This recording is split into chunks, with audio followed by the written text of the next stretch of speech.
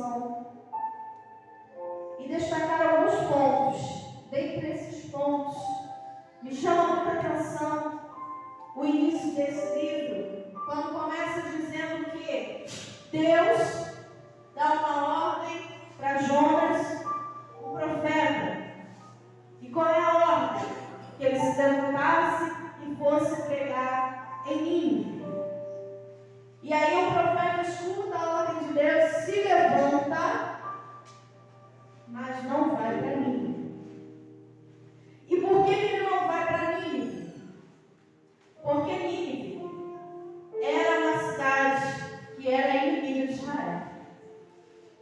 Então perceba o que está acontecendo aqui. O profeta recebe uma ordem, mas o profeta coloca as suas questões pessoais acima da vontade de Deus. É interessante que nós temos alguns preconceitos, que nós temos algumas separações nas nossas escolhas, que nós às vezes somos tão seletivos com grupos de pessoas.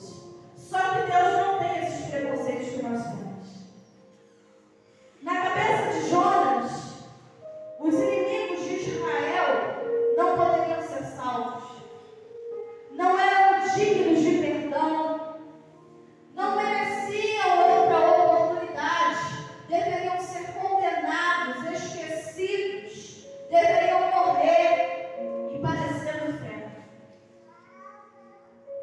Meu Deus, e a gente está falando do profeta, hein? E é interessante que quando a gente olha para isso, a gente fica assim, meu Deus, como é que pode um profeta desejar um negócio desse? Ah, querido, não vamos ser hipócritas.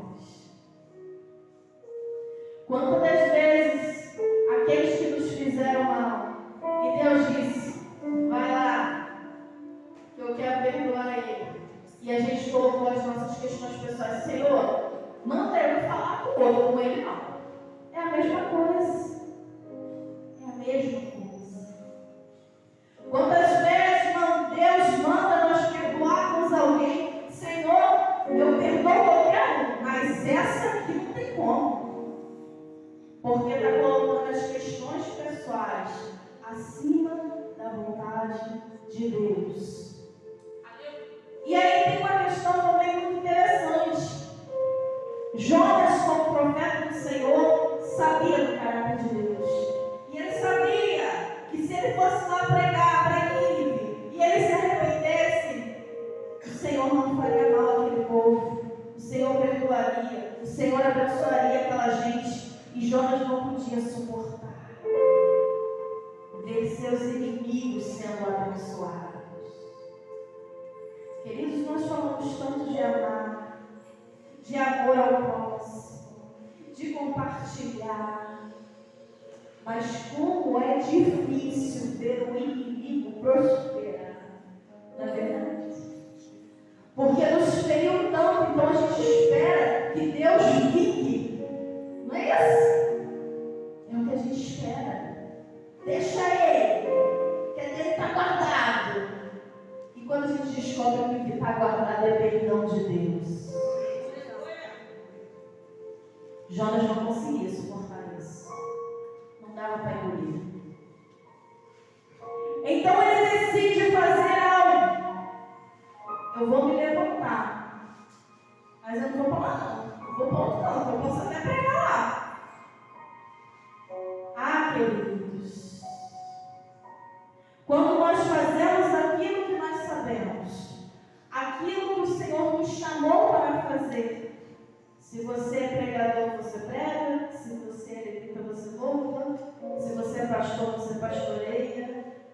Mas quando nós fazemos aquilo que Deus nos deu, fora da direção que Ele ordenou, está errado. Porque chamado e direcionamento de Deus andam juntos. Não existe chamado onde a minha vontade prevalece acima da vontade de Deus. primeira coisa que eu aprendo. A segunda coisa que eu aprendo é que a palavra de Deus vai dizer que ele se levanta, pensa em tomar outro caminho e desce para Jope. Quando ele desce para Jope, a palavra de Deus vai dizer que tem um navio lá. Tem um navio pronto esperando por ele. Olha que coisa interessante. E aqui eu me atento a algo que muitas das vezes acontece na minha e na tua vida.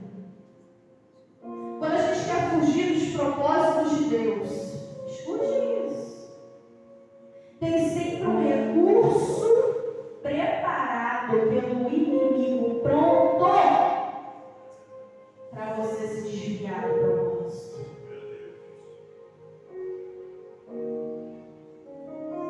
Ele pensou em se desviar, e quando ele chega lá, já tem um barco esperando. Opa, é de Deus esse negócio, hein? Quantas vezes, queridos, nós vemos as coisas sendo facilitadas diante de nós, diante daquilo que a gente já desejou no coração e a gente pensa, é Deus confirmando. Agora eu quero te dizer algo, escute isso. Você já reparou que quando Deus dá uma ordem, que o negócio vem um vento e não está certo, aí você fala, meu Deus, isso não é de Deus não. Não é de Deus porque está uma dificuldade para acontecer. Não é assim que funciona? Aí você acha assim, Deus não falou comigo não, isso é coisa da minha cabeça. Tudo que estiver fácil, desconfia dele. Porque quando é de Deus, o inimigo levanta recursos contrários para você desistir. Se está fácil, começa a desconfiar. E aí a Bíblia vai dizer que ele vê aquele navio, ele paga a passagem dele. Ele paga a passagem, ou seja, ele investe para ir em direção contrária à vontade de Deus. Quantas das vezes homens e mulheres de Deus têm investido para ir na direção contrária do propósito que Deus ordenou? Investido o quê, Priscila? Investido dinheiro, investido tempo, investido fé em coisas que são contrárias à vontade do Senhor. E ele paga a passagem, entra no barco para caminho a Tarsis. Só que aí acontece algo extraordinário que eu fico perplexa. A Bíblia vai dizer que Deus ordenou ao vento que soprasse no mar. Deus dá ordem imediatamente. O vento sopra no mar e a tempestade se levanta. E aqui no livro de Jonas, queridos, como eu tinha falado no início, é algo muito lindo, porque a gente vê coisas extraordinárias no livro que é tão pequeno. E uma dessas coisas extraordinárias que eu vejo é a fidelidade e a obediência da criação às ordens do Criador. Deus dá ordem ao vento, imediatamente ele sopra. Deus dá ordem ao mar, imediatamente a tempestade se levanta. Deus dá ordem ao peixe, ele sai das profundezas do mar e agora profeta. Deus dá ordem ao peixe, agora cospe. O peixe cospe na terra. No capítulo 2 a gente vê que Deus faz nascer uma bomboreira. Lembra dessa história? Que faz uma sombra sobre a cabeça de Jonas. Deus dá ordem à bomboreira para nascer e ela nasce. Mas no dia seguinte Deus dá ordem ao verme para nascer nela e destruir o verme nasce. Sabe o que isso significa? É que todas as criaturas, todas, obedecem à ordem do Criador, menos o homem. O homem é a única criatura que desobedece à ordem do Criador. Todas as criaturas reconhecem a majestade daquele que nos criou. E tremem diante da ordem. Outro ponto que eu aprendo muito importante. A tempestade se levanta. E eu começo a entender aqui que não existe nenhuma tempestade que sobrevenha na nossa vida sem razão. Eu vou melhorar. Isso significa que toda tempestade que se levanta sobre a nossa vida tem um porquê. Tempestades não começam à toa. Está tudo muito bem. Está tudo trabalhando. De repente, o vento sopra e se levanta uma tempestade. Tem um porquê, queridos. Nada é do nada. E nesse caso, a tempestade se levantou por causa da desobediência do profeta. Agora, aprenda algo aqui comigo. Dentro do navio, existiam outras pessoas. Jonas não estava sozinho. Porém, quando a tempestade se levantou, e a Bíblia diz que já estava para quebrar o navio. Coisa foi grave. O negócio ficou feio. O negócio era com Jonas. Mas a galera que estava no barco estava perecendo do mesmo jeito. Não tinha nada a ver com aquilo. Mas só pelo fato, aleluia, só pelo fato de estar dentro do mesmo navio que alguém que desobedeceu a Deus, passou pela tempestade junto. Sabe o que eu quero te dizer? Talvez a tempestade que você está vivendo é porque você está dentro do mesmo barco de quem está desobedecendo a Deus. Quem você está andando, querido? Mas eu não tenho nada a ver com isso. Isso ele fez. Está no mesmo navio? Guarda aí que a tempestade está chegando. E quem estiver dentro, meu amor, só lá dentro. Pagar o preço. Agora também tem uma outra ponta nessa visão. Às vezes a tempestade não está se dando por causa do outro, mas é por causa de mim. Como é o caso de Jonas. O que eu estou querendo te dizer? Que muitas das vezes quem está dentro do nosso barco está vivendo a tempestade por causa da minha desobediência a Deus. Muitas das vezes as nossas famílias estão dentro do vento, dentro da tempestade, por causa da minha desobediência aos propósitos, à ordem do Deus. E aí a Bíblia vai seguir dizendo que os marinheiros daquele navio temeram. Queridos, nós não estamos falando de visitantes no navio.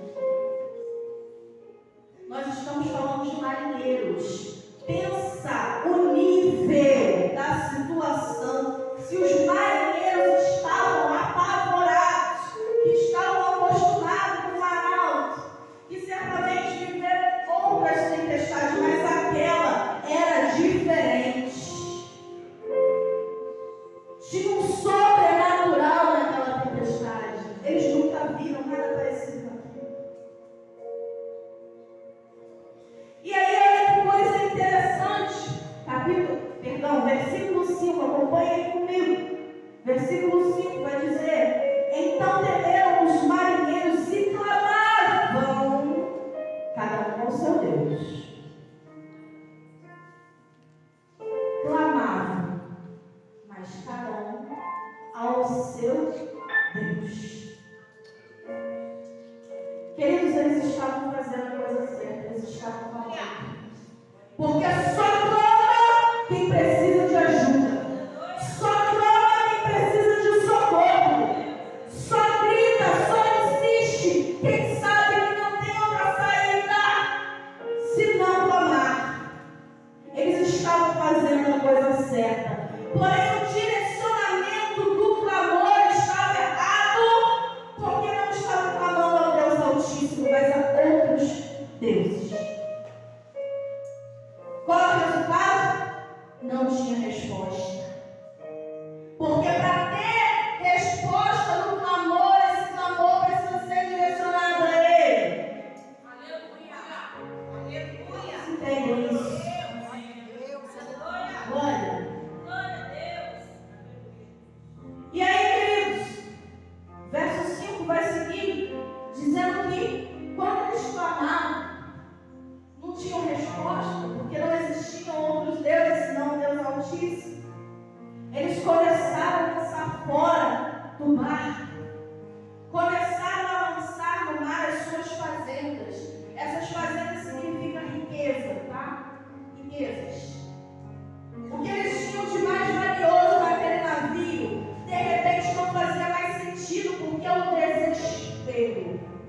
faz a gente perder as coisas mais valiosas da vida.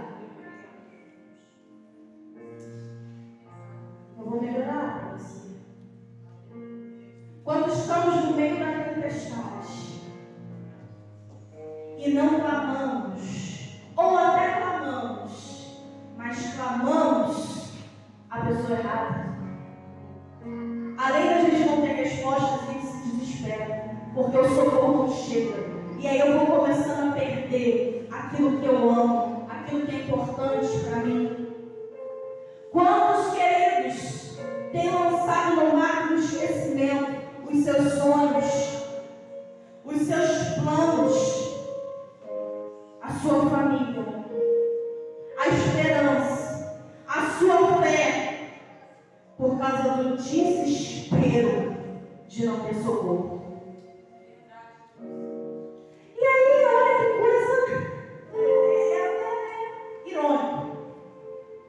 Enquanto os ímpios, escute isso, enquanto os ímpios se desesperavam, reclamavam, estavam fazendo a coisa certa, e se desfaziam de tudo na esperança do barco ficar mais leve, o profeta dormia no porão.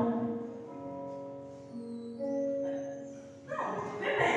Aí eu vou entender quando a Bíblia fala que os filhos das trevas são mais prudentes que os da luz. O único que podia se levantar e fazer alguma coisa estava dormindo. Sabe o que eu quero dizer para você? É muito fácil, querido, a gente dizer que essa sociedade está perdida, que a geração está perdida, sabe por quê? Porque tem profeta dormindo no porão. E é muito fácil criticar os ímpios, é muito fácil, querido. Mas quem é que está dando direcionamento para eles? Se os profetas dormem. Quem é que está dando orientação? Brasil? Não tem mais jeito, não.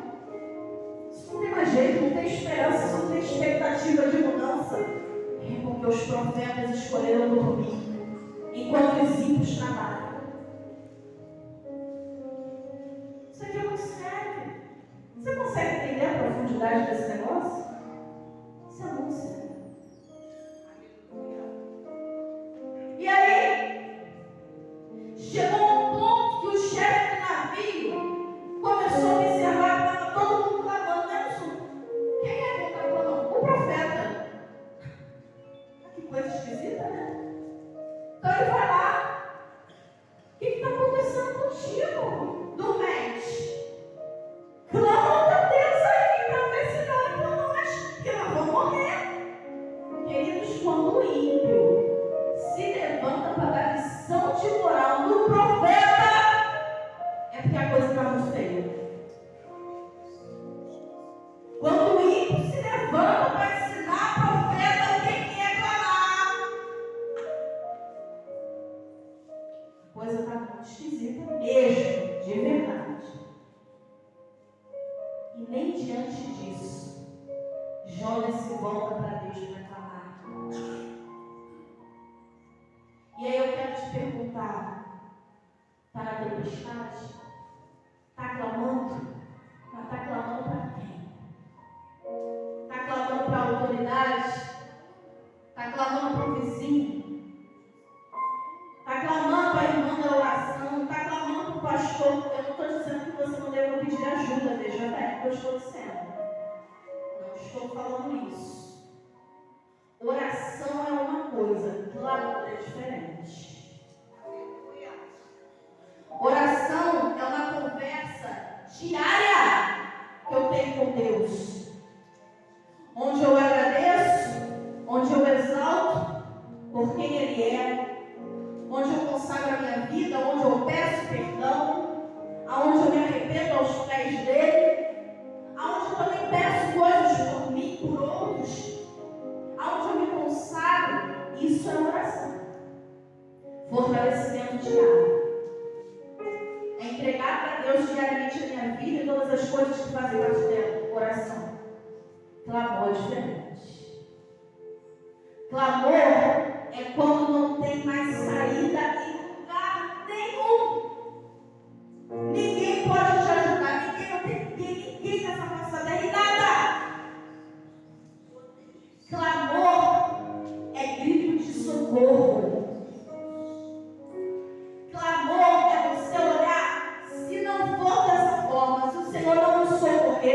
estou perdido. Já era, não tem mais o que fazer.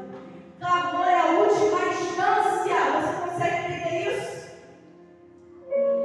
Ninguém clama por ajuda, ninguém pede solução.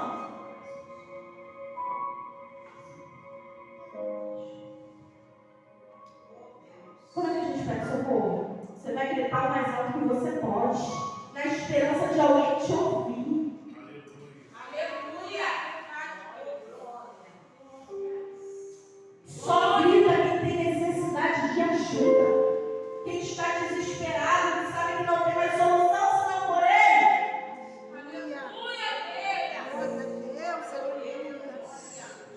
Mas apesar de tudo isso, o profeta não quis clamar. Aliás, ele demorou e dirá clamar, né? Resultado: a tempestade aumentava e o desespero aumentava. Mas aí, queridos, olha que coisa interessante. Ele acertou uma coisa. Chegou uma hora que ele reconheceu: é por causa de mim. Será que nós temos reconhecido que por causa de nós as tempestades têm se levantado na nossa casa, na nossa família, nos nossos relacionamentos, na nossa finança? Errou, mas reconheceu. É por causa de mim. Quando aqueles homens escutam aquilo, mas e aí? O que a gente vai fazer então? O que a gente vai fazer? E aí Jonas fala: me joga o mar, e a tempestade vai parar. Queridos, agora eu quero perguntar para você com muita sinceridade. Pense com muita sinceridade. Será que era preciso Jonas ser lançado ao mar? Você acha que se ele não tivesse clamado lá no navio, Deus não ordenaria a tempestade se calar? Ele não precisava ser lançado, não precisava de peixe, não precisava de nada disso? Mas ele não clamou. O que eu estou querendo dizer para você? Tem situações na nossa vida que a gente não precisava passar, mas porque a gente não clamou, a situação foi se agravando. E aí, agora acompanhe comigo o versículo 14. Quando Jonas confessa que é por causa dele, ele vai dar uma declaração no verso 9 de quem ele é. Ele vai falar: eu sou hebreu e eu temo ao Senhor. Mas quem é esse Senhor? Aí ele vai falar: é o Deus do céu, que criou o céu, que criou o mar e a terra seca. Olha agora a chave que vira no cenário. Quando o profeta, aleluia, declara que é profeta, e quando o profeta declara quem é o seu Deus, uma chave vira no cenário. Agora, comigo 14. Então, clamaram ao Senhor e disseram: olha os ímpios agora, que conhecem quem é o profeta, que conhecem quem é o Deus que está mandando na tempestade. Os ímpios agora já conheciam o que era clamar, mas agora se direcionam para a pessoa certa.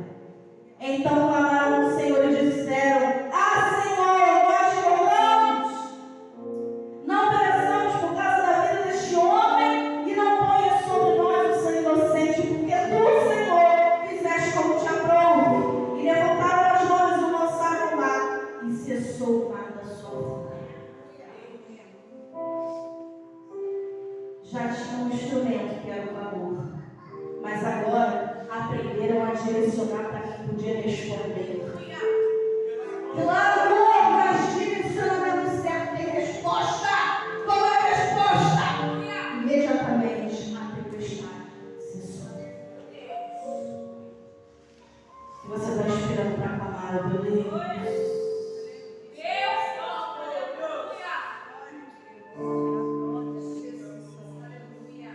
E aí, queridos, eu já estou encaminhando para o final. Jonas é lançado ao mar e o porque Deus deu a ordem.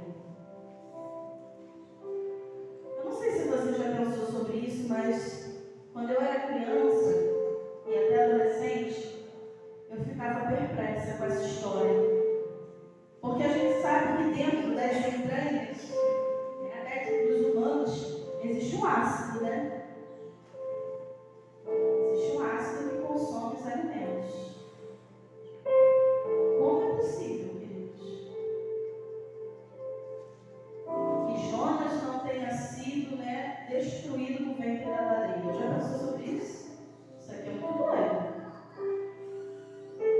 É interessante que quando Jonas ele vai falar lá dentro do peixe, ele vai comparar o ventre do peixe com o inferno. Peixe tem um cheiro muito desagradável, né? Imagina dentro das entranhas desse peixe. 3 dias lá dentro. Deve ter sido bravo. Agora, veja que coisa lindíssima e extraordinária. Suponhamos que Jonas só tivesse sido lançado ao mar e não tivesse peixe. Só está lá no mar. Pergunto eu a você: seria possível Jonas sobreviver à tempestade? Não. Por quê? Porque se a tempestade já estava quebrando o navio, imagina o que ia acontecer com os ossos de Jonas. Não seria possível. Não teria chance nem de clamar. Não ia dar tempo. Além de morrer afogado, né? Porque quando a gente toma um caixote na praia, a gente acha que está morrendo, né? Assim, e morrer. Eu penso na hora, e morri agora, eu vou morrer. Imagina você em alto mar numa tempestade. Não seria possível sobreviver.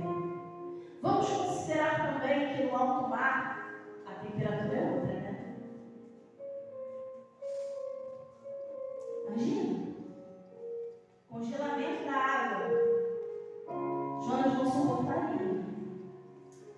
Agora, olha que coisa intrigante. A gente até acha que é uma baleia, né? Toda vez que a gente pensa nisso, a gente acha que é uma baleia, porque é um animal grande, então. Mas a Bíblia fala que é um peixe. Se esse peixe fosse um tubarão, seria acontecer. Jonas não seria engolido, seria triturado. Sim ou não? Sim. Então, por que eu estou te falando essas coisas? Porque tem situações na nossa vida que nós somos engolidos e parece que a gente vai morrer. Mas e se eu te disser que o peixe foi mandado lá até Jonas para proteger ele da tempestade? Glória a Deus! Se eu te disser que o peixe foi enviado para dar chance para Jonas, meu filho, você vai ficar vivo para que eu quero te dar tempo de clamar. No mar não vai dar tempo. Mas se você estiver protegido dentro de um peixe, eu vou te dar essa chance. Eu estou querendo dizer para você que talvez você esteja se sentindo engolido por alguma situação, mas até nisso Deus está te livrando de uma coisa muito pior. Esses dias, eu estava vendo um vídeo muito interessante. Um vídeo assim, gente, de uma simplicidade. Mas de um conteúdo que eu fiquei assim, meu Deus, que ideia é essa? Como é que eu pensei nisso antes? Era assim, era uma entrada de uma casa, aí tinha um cara que estava saindo da casa, e essa casa era altinha, assim, igual um altar, e tinha umas escadinhas. Aí de um lado, tinha Deus, tinha um homem representando Deus, e do outro lado, tinha um homem representando o inimigo. E esse inimigo, ele estava com uma tábua grandona na mão.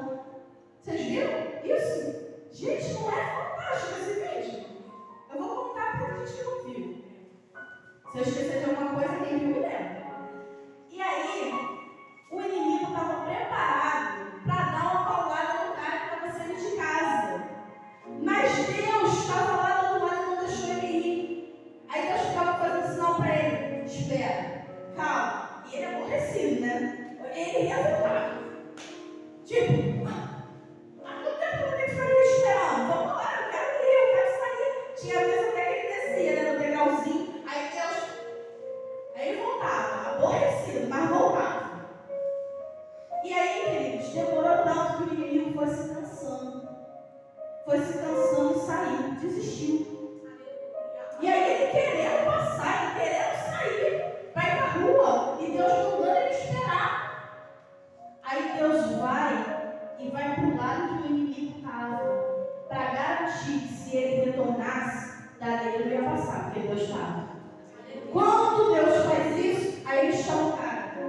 Agora pode. Aí vai ele. Queridos, é isso que acontece na nossa vida. É exato. Gente, quando eu vi isso, meu Deus, é exatamente isso. Quando Deus manda a gente esperar, a gente não tem, a gente fica aborrecido. Porque está esperando demais, a gente quer porque quer. Mas só que Deus já viu o inimigo com o laço preparado. Então, tem algo aqui. Se ainda não aconteceu para você, glorifica o nome do Senhor, porque Ele é livramento.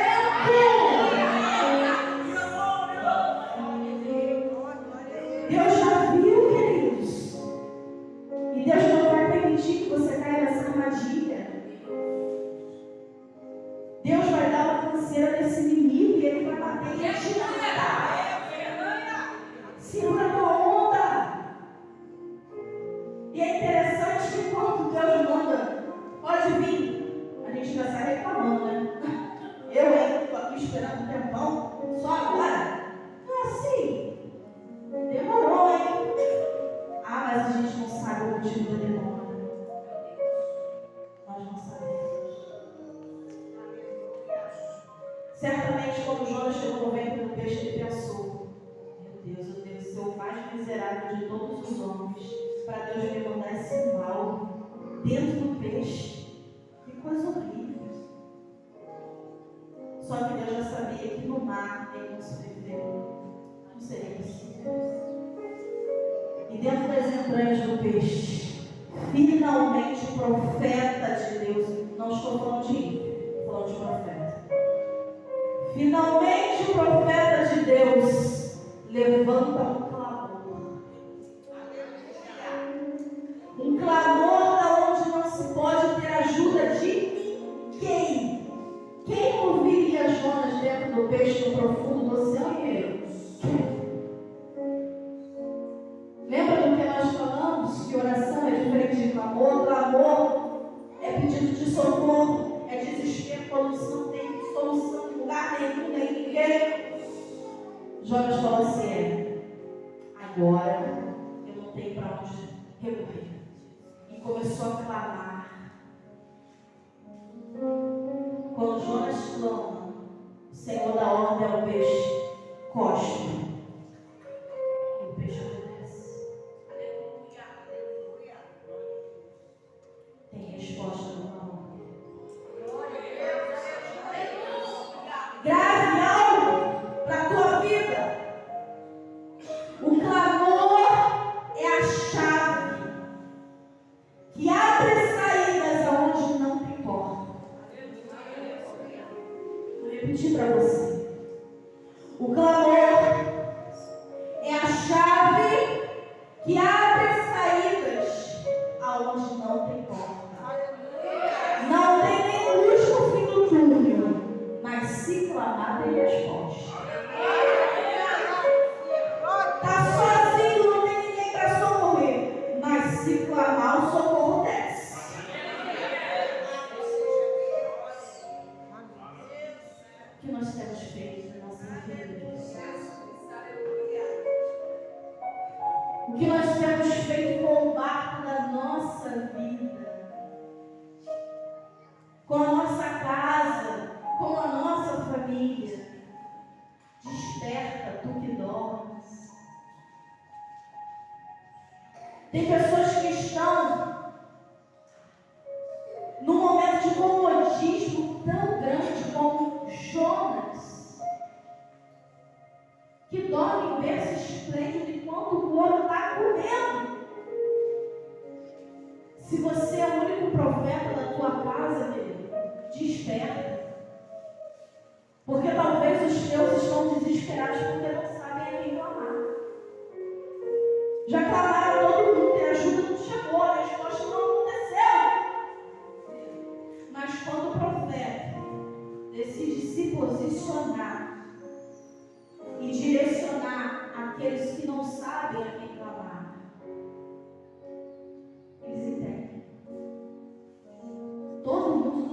foi salvo. Morreu bem. Porque clamaram. Mas eram ímpios. É que a gente fica com raiva, né? Olha, nem serve a Deus, pediu que eu deu, como é que pode? É, porque tem poder no clamor. É desse jeito que funciona. Deus não rejeita clamor. Deus responde. Até quando você vai adiar esse clamor? Até quando você vai viver no navio, no mar ou dentro de um peixe? Não espere, queridos, não espere chegar a esse ponto. Deus espera o teu clamor. Deus esperava o clamor de Jonas. E eu quero te convidar a refletir nesse momento. Feche os seus olhos agora. Feche os seus olhos em nome de Jesus. E eu quero que você comece a pensar em situações que você viveu na tua vida. De tempestade, de vento, de solidão, de desespero, de angústia. Você sobreviveu. Mas poderia ser diferente se você tivesse clamado antes. Pessoas não precisariam ter sofrido tanto nessa tempestade se você tivesse clamado antes. Mas olha que coisa linda. Deus te envolveu para que a tempestade não te matasse. E te trouxe aqui hoje. Só para esperar o teu clamor. Olha que coisa linda. Esse Deus que nos ama tanto, que nos dá novas oportunidades. Porque a verdade, queridos, é que nós não somos dignos de nada disso. Todas as criaturas obedecem, mas nós não obedecemos. Nós criticamos até o Criador. E quantas das vezes nós queremos ensinar para Ele como é que faz? Meu Deus. Ainda bem que Deus é Deus, porque se fosse outra pessoa no lugar de Deus, nós já teríamos sido fulminados há muito tempo. Há muito tempo. E eu quero te convidar agora a ficar de pé. Fique de pé. Pensando rapidamente, a Bíblia ela tem vários exemplos de homens e mulheres que clamaram e foram respondidos.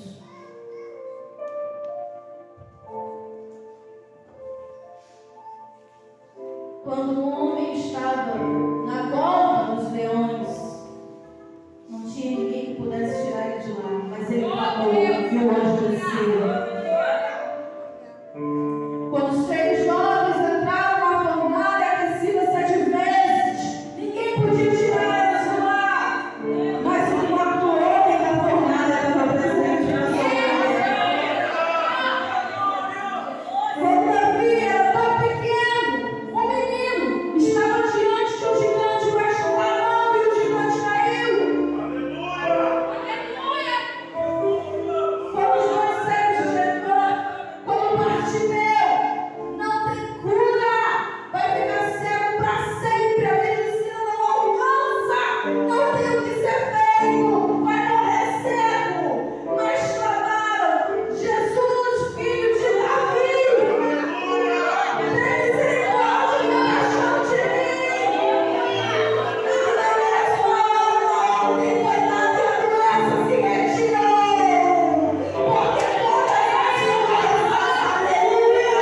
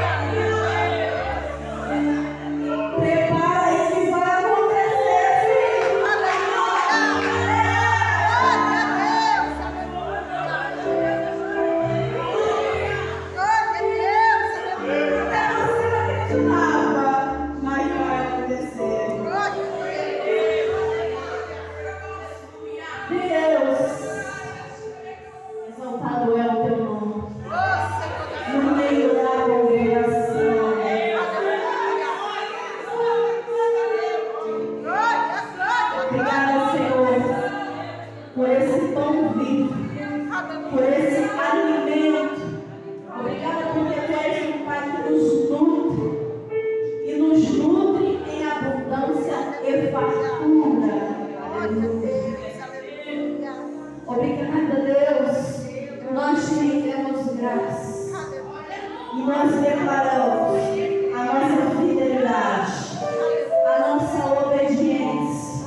Pode contar conosco, Senhor, pois aqui tem Deus, aqui tem profeta. E nós declaramos, Senhor, todas as vezes que nós precisarmos de ajuda, o Senhor é nosso socorro bem presente. Deus abençoe a amada igreja.